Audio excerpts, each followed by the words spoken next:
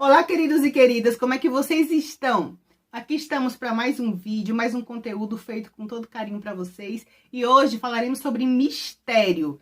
Uma história altamente misteriosa, cheia de pontas soltas, cheia de nuances e principalmente investigado pelo mundo todo e sem solução.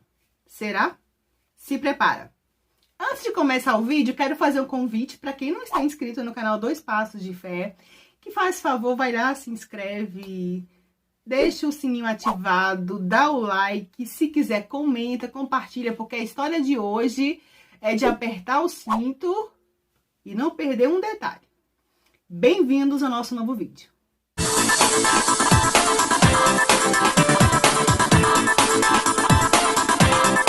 Queridos e queridas, a história de hoje aconteceu em Fayetteville, West, na Virgínia, no ano de 1945.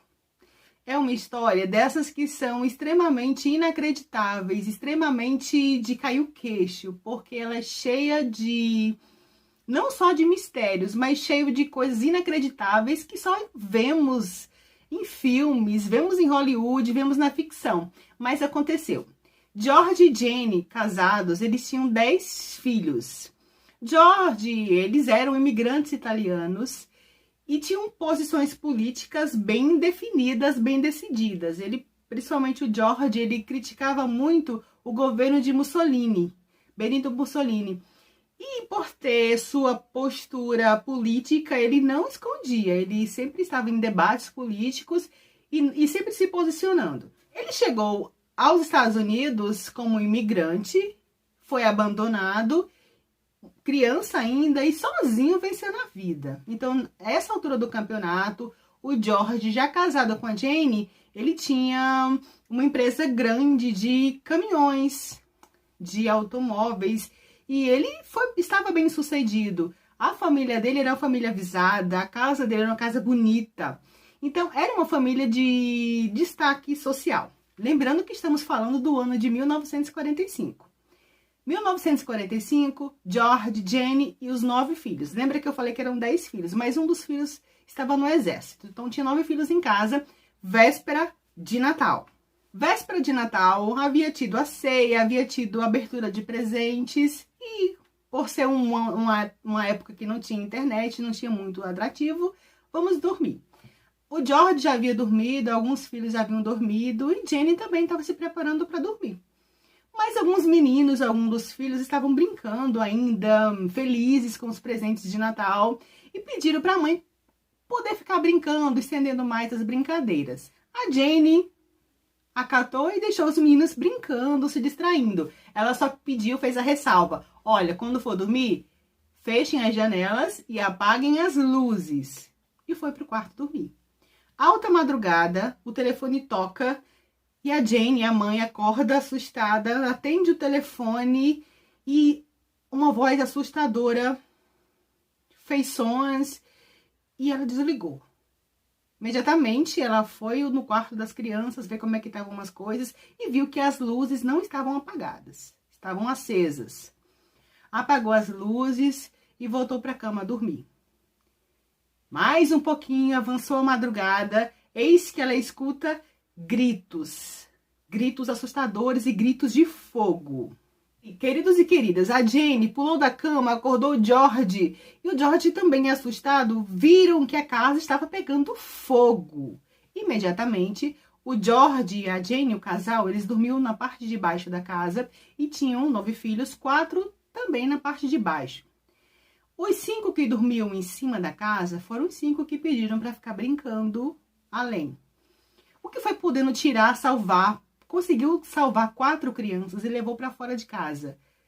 O fogo se alastrou de tal forma que quando ele teve a tentativa de salvar os que estavam em cima, não teve condições, a casa estava em chamas. Mas aí o George lembrou, tem uma escada do lado de fora, vou colocar a escada e tem um acesso ao sótão e pega os meninos. Quando ele foi em busca da escada, a escada não estava lá. Iniciativa, vou pegar um dos meus caminhões para fazer tipo uma ponte e ter acesso ao andar. Os caminhões não funcionavam. Enquanto isso, o fogo se alastra. Queridos e queridas, Um dos filhos correu para a casa do vizinho pedir para ligar para os bombeiros, mas os bombeiros não atenderam a ligação porque estavam cortados os fios do telefone. Então foi tendo uma sequência de erros ou de falhas ou de tentativas frustradas para que aquele fogo fosse contido. O certo é que só 7 horas depois, ou seja, pela manhã, foi que os bombeiros chegaram, não tinha mais fogo, estava tudo destruído. E as 5 crianças foram dadas como mortas. Queridos e queridas, nem a Jenny, nem o George aceitou essa questão da morte das crianças. 5 crianças. A casa queimou toda a Lina, parcialmente. Ela estava toda destruída, o fogo destruiu a casa toda. Mas a casa haviam objetos intactos, mas as 5 crianças haviam desaparecido. A perícia começou a ser feita logo de imediato. Temos que ter a limitação do tempo da época, que era 1945, mas para a época e pela influência da família, foi tido todo tipo de interesse. Mas era feriado de Natal. Então a perícia começou a ser feita, as investigações e os corpos das crianças, meus queridos, foi um incêndio, mas não ficou nenhum resquício, nem de ossos, nem de cinza, nem de roupa, nem de nada desses meninos. E a mãe não atendia, não entendia, não aceitava, porque eram 5 crianças, não era um passarinho numa gaiola que poderia ter voado, eram 5 crianças que, por mais que tenham sobrado panelas, sofá, cadeiras, por que não as crianças? Por que não vestígio das crianças? A perícia detectou e disse não, as crianças morreram queimadas, carbonizadas e viraram pó, viraram cinza. Mas os pais não aceitaram aquelas justificativas porque eram justificativas furadas. Onde estão esses meninos? No decorrer dos dias da tragédia, lembrando que eram 9 crianças que estavam dentro da casa, 4 conseguiram ser salvas, 5 não conseguiram ser salvas. Aí você imagina num incêndio, num momento em que a casa está pegando fogo, e nenhuma criança grita por socorro, papai me salva, mamãe me salva, outra grita com medo, outra tosse alto. Não teve nenhum som, as crianças simplesmente não emitiram som e foram dadas como mortas pela perícia e pela investigação. Dias depois, as testemunhas, aos poucos, iam se pronunciando para a família, tanto para o George Solder como para a Jane. E falou o seguinte, olha, eu vi os seus filhos na estrada caminhando, eu vi as 5 crianças caminhando na estrada. Outra pessoa falou, na hora do incêndio, eu vi as crianças dentro de um carro. Queridos e queridas, é muito importante uma informação como essa. Bolas de fogo, vizinhos garantiram ter visto sendo jogadas no telhado da casa. As crianças foram vistas num hotel, em um hotel com 2 homens e uma mulher. A pessoa aqui do hotel falou que viu as crianças no hotel e tentou até interagir com as crianças, mas as crianças estavam tensas, com medo, e o homem que estava com as crianças também era um homem que preferiu que não houvesse essa interação. Dias depois foi informado para a família isso. A mãe não aceitava essa questão dos filhos terem sido mortos no incêndio. Não havia corpos. Tem uma diferença de não aceitar a morte e não aceitar a morte quando não há evidências e provas da morte. Então a mãe começou a fazer espécies de testes, sabe? Sempre quando ela tinha acesso a ossos de animais ou animais, tipo ossos de galinha, enfim, ela sempre ia queimando fibras, pele, para ver o que acontecia, se realmente todo virava cinza.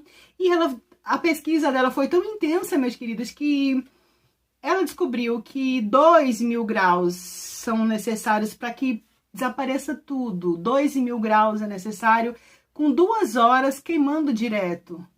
O fogo, pasmem vocês, durou 45 minutos. E como já dissemos, algumas coisas ficaram intactas. Mediante essa não aceitação da família, a perícia disse, tá, tinha assim uns resquícios de corpos, mas era tão forte a imagem, tão forte a notícia para vocês, que preferimos nós mesmos enterrarmos. Foi a desculpa da perícia no auge das investigações. Isso aconteceu no Natal de 1945. Em 1949, no local onde era a casa do Solder, da família Solder, eles depois, a casa ficou em escombros. o próprio Solder e a esposa, o George e a Jane, fizeram um jardim e começaram a lutar para descobrir o que é que havia acontecido com os meninos, os 5 desaparecidos, num incêndio, num primeiro andar.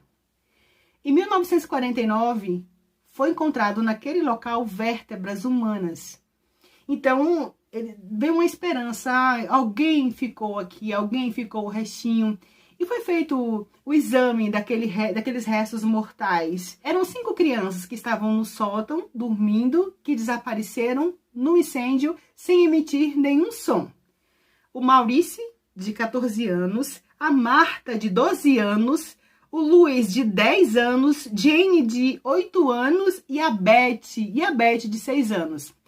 Essa vértebra encontrada, esses restos mortais encontrados no local da mansão do Solder, depois do exame, depois da perícia, atribuiu-se a um rapazinho de 16 anos. O mais velho dos desaparecidos tinha 14, que era o Maurice.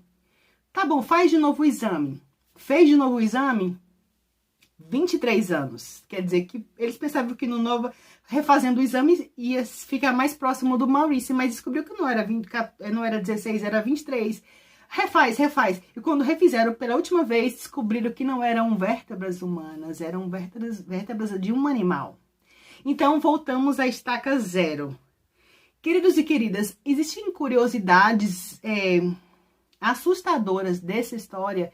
Por exemplo, dias antes do incêndio, um consultor de consórcio, seguro de vida, havia oferecido ao George os seus serviços, para que George adquirisse seus serviços e que desse segurança para a família.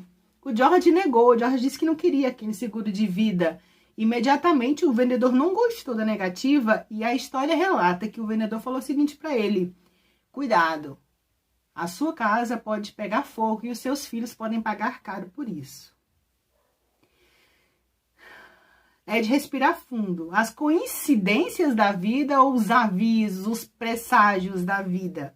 Em 1968, aconteceu um fato que deixou a família ainda mais perturbada. Meus queridos, voltando só um pouquinho, o incêndio aconteceu no Natal de 45 e de lá para cá, uma família com 9 filhos, tendo 5 desaparecidos, não volta a ser mais uma família feliz, uma família em unidade. Eles viveram um verdadeiro tormento a partir dali.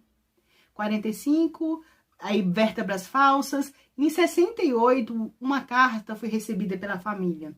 Tinha uma foto de um rapazinho e tinha os dizeres mais ou menos assim, que eu amo vocês e tenho como se tivesse saudade e como se fossem uns códigos. O endereço era do Kentucky. E a família, os Solder ficaram, nossa, acharam o rapazinho da foto parecido com os filhos que já estavam grandes e disseram que vamos investigar. Imediatamente os Solders resolveram contratar um detetive particular. Vamos deixar aqui a ressalva que lá atrás, em 45, quando a perícia fez toda a investigação, fez todas as tentativas, segundo eles, para resolver o caso, deram como os meninos mortos e encerrou o caso, mas os Saunders não aceitaram esse final de história, então eles viveram a vida toda na busca.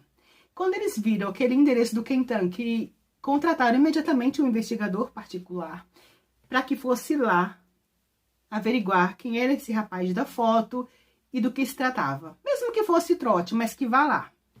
Adivinha o que aconteceu com o investigador contratado pelo Solder? Desapareceu.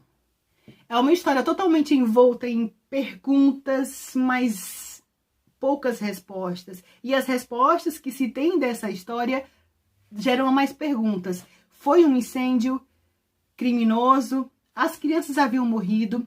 Existe a teoria que a máfia italiana tenha levado essas crianças. Existe a teoria que as crianças realmente morreram num incêndio, mas que não ficou nada. É complicado porque no incêndio onde não se queima uma cadeira, 5 crianças desapareçam, virem menos do que cinzas.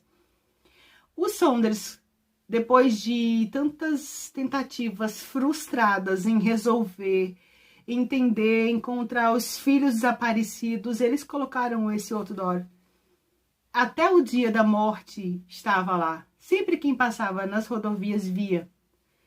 O pai morreu em 69 e a mãe morreu em 89, sem saber onde estão os 5. Os 5 filhos dos Solders. Um mistério que só aumenta a nossa curiosidade. Como tem coisa no mundo que não sabemos. Queridos e queridas, o vídeo de hoje foca justamente nisso. Mistérios. Isso não é ficção. Isso aconteceu. E está em aberto ainda. Onde estão as crianças de Solder?